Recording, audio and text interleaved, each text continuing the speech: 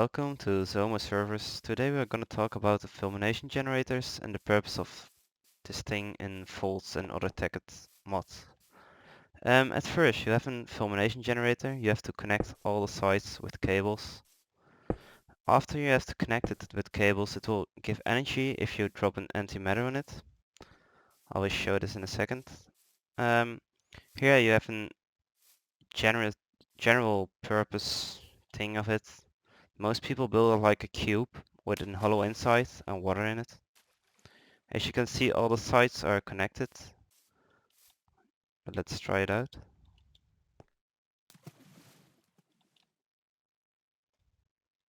You will just throw it in.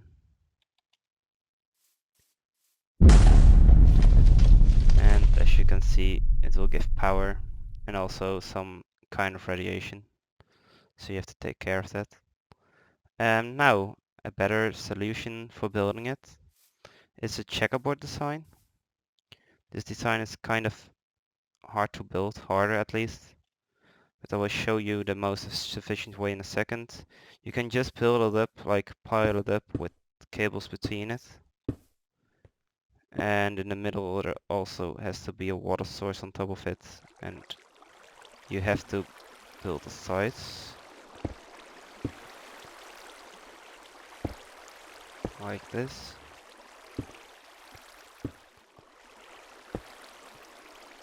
The explosion of an antimatter is around 7 blocks. It depends how you throw it.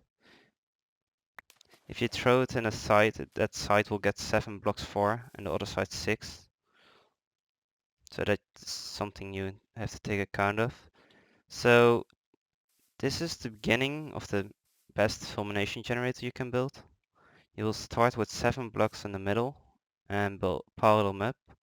Then take 4 blocks on the side like this with water in it. I will now build this model full out.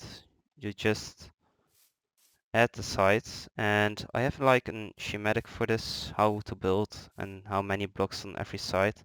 So I will just start with that. The first rows, these ones are also 7.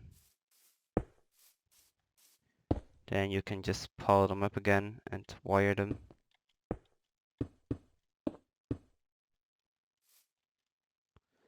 This is only for the bottom part of the Fulmination Generator. There's also a top part, which you have to build later because that's easier to build.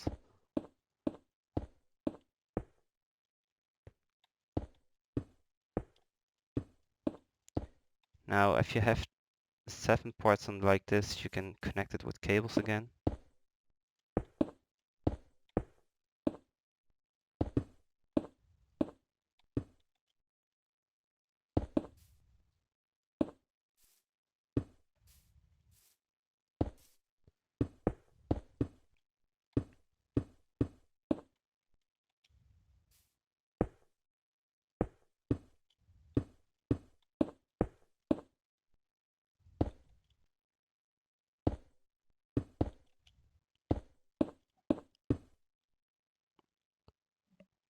So the top side will be built on the cables of the bottom side.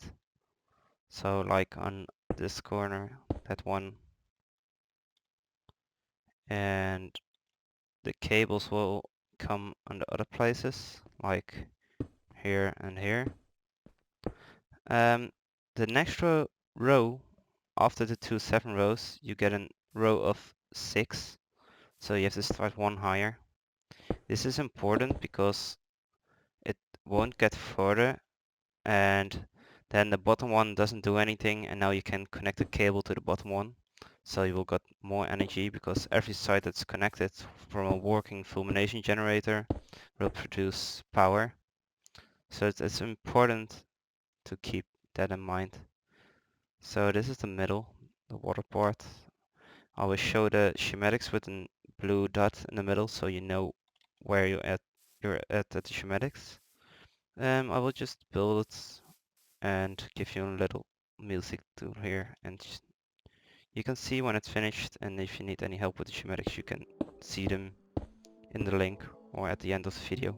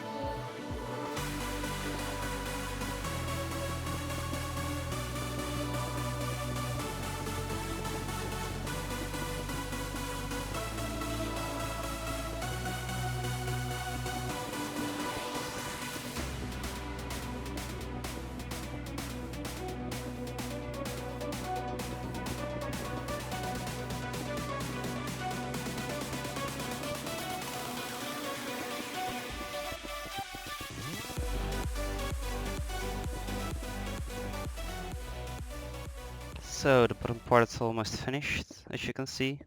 Only the cables on the outside are missing. I have someone putting the cables in, that's technique by the way.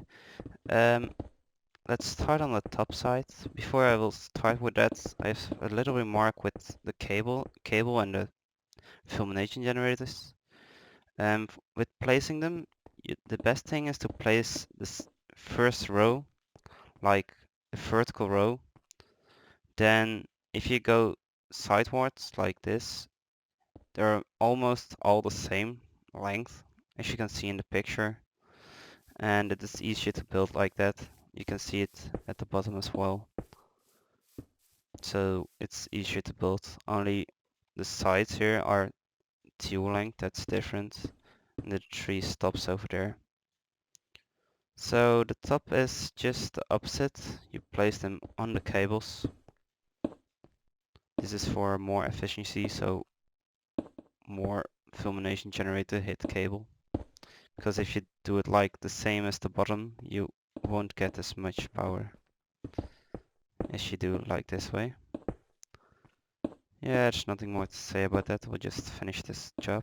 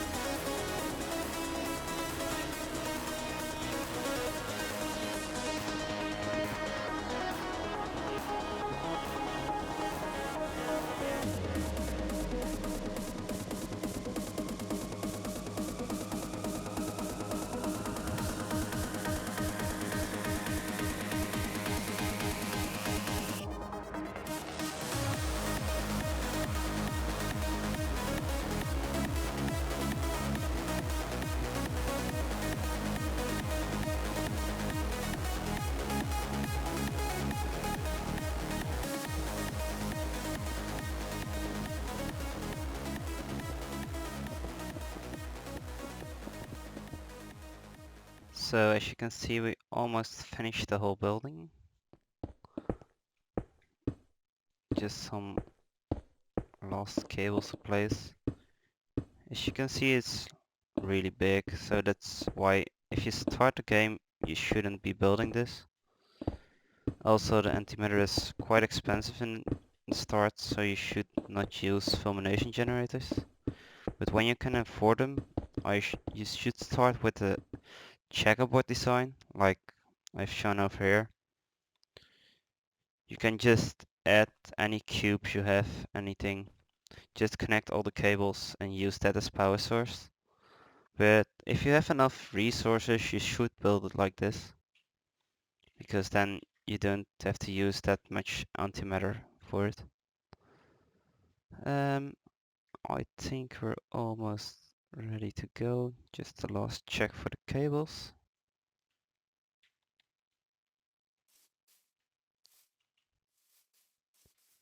Yeah, I think that's fine. Just connecting all of them. As you can see, they're all connected. And I think I'm gonna place 10 ultimate energy cubes to measure how much it will get. 1, 2, 3, 4, 5, 6, 7, 10. I'll empty it now. 1, 2, 3, 10 of them. By the way, this is an 1 gram antimatter because the smaller ones doesn't do that much. So let's try.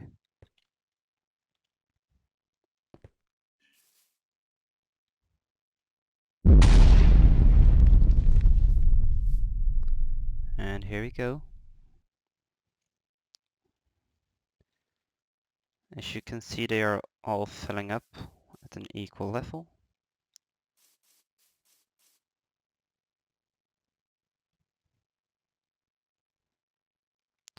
And it stopped. So as you can see, it delivered like 840 megajoules of power. That's a lot. If you have any questions or comments, just post them. I will reply to them as quickly as possible. And if you like the videos and want to see more, please subscribe. Thank you.